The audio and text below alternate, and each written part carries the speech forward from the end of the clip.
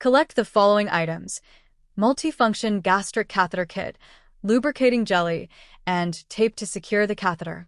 The catheter kit includes the catheter, stylet, 10 milliliter syringe, pressure line, and 3-way stopcock. Inflate the balloon with 6 milliliters of air and inspect for damage or defects. Then deflate completely and resecure the cap. Before inserting the catheter, discuss with the team if there is already a gastric catheter in place that should be removed before inserting the new catheter. Removing it after can cause the EBM catheter to be dislodged. Position the patient's head of bed at least 30 degrees elevated. Higher is better if tolerated. Estimate the required insertion depth by positioning the balloon above the xiphoid process. Then extend to the earlobe and toward the corner of the mouth, or nostril if inserting nasally. Note the depth marking, which measures to the bottom of the balloon, not the catheter tip. Note: manufacturer instructions state that the correct position of the balloon is always between 35 and 45 centimeters. Apply a generous amount of lubricating jelly to the end of the catheter. Grasp the catheter with its distal end pointing downward and insert it into the patient's mouth, advancing it into the esophagus. The patient should be monitored for cues that might indicate the catheter has entered the respiratory tract. If resistance is encountered, rotate the catheter slightly and never force the catheter. If catheter coils, or you are unable to advance it, you can try using a tongue depressor or having an assistant perform a jaw thrust. If difficulty persists, then you may attempt to use the stylet. Remove the stylet from its sheath and apply a generous amount of lubricant to the entire stylet. Never insert the stylet when the catheter is in a patient. Insert through the purple gastric port until the stylet reaches the end of the catheter. Note: the catheter may need to be straightened to progress the stylet. Lock the stylet in place and reattempt catheter insertion. Leave the stylet in place until balloon placement is confirmed.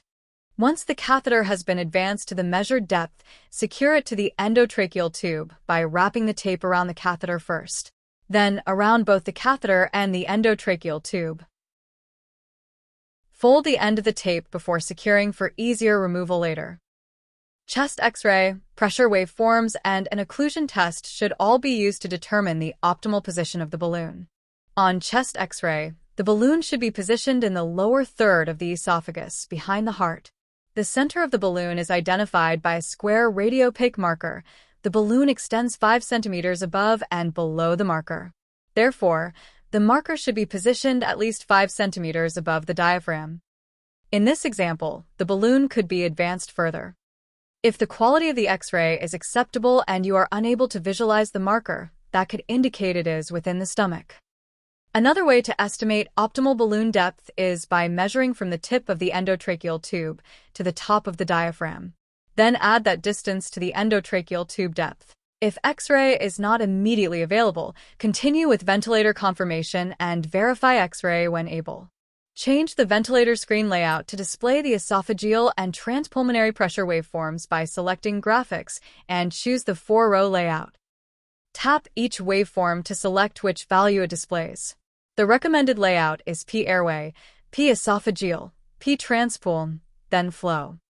Having the esophageal waveform below airway pressure facilitates assessment of diaphragm synchrony in active patients. Ensure all ports on the 3-way stopcock are open. Then remove the cap from the EBM catheter's green pressure line, but do not discard it. Connect the stopcock to the catheter. Then connect the pressure line to the blue port on the front of the ventilator. While the stopcock is open to atmosphere, allow at least 1 to 2 breaths and confirm the esophageal pressure waveform on the ventilator is flat and measuring 0. Withdraw 6 milliliters of air into the syringe and connect to the 3-way stopcock. Insert 6 milliliters of air into the balloon, then withdraw 2 milliliters, leaving a total of 4 milliliters in the balloon. Turn the stopcock tap 180 degrees so it is close to the syringe, but open to the ventilator and catheter. Remove the syringe and replace the cap. Verify that cardiac oscillations are present on the esophageal pressure waveform. If not, then apply pressure to patient's abdomen while observing the ventilator waveform. If a positive deflection is noted, then the balloon is likely within the stomach and should be withdrawn until strong cardiac oscillations are observed. Once present, proceed with the occlusion test.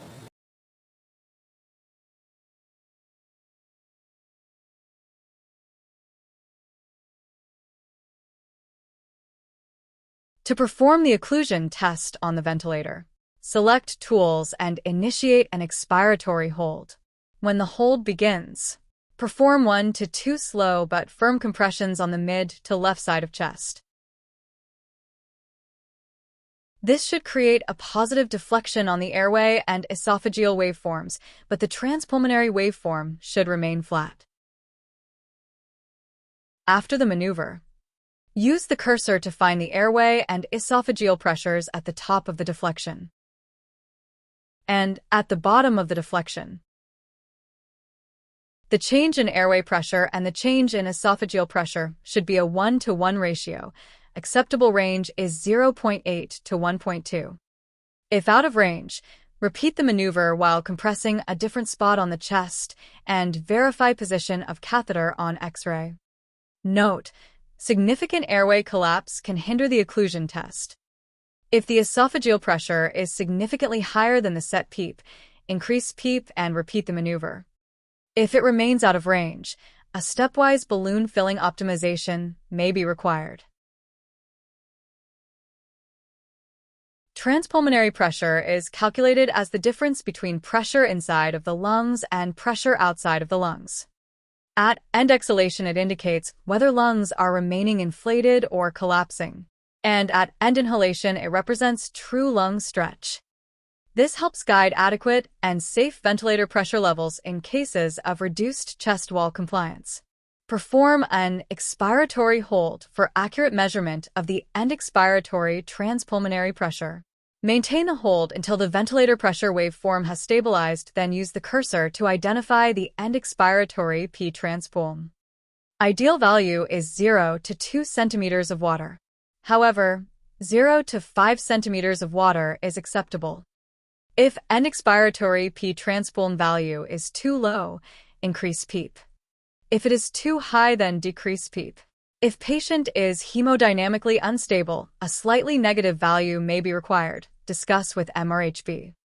PEEP level changes should be allowed to stabilize before repeating breath holds. Exhaled volumes consistent with set volumes indicates PEEP has stabilized.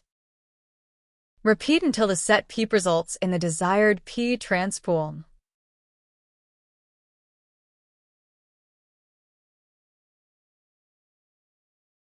Once PEEP is optimized, perform an inspiratory hold to measure both the airway plateau pressure and the end-inspiratory transpulmonary pressure.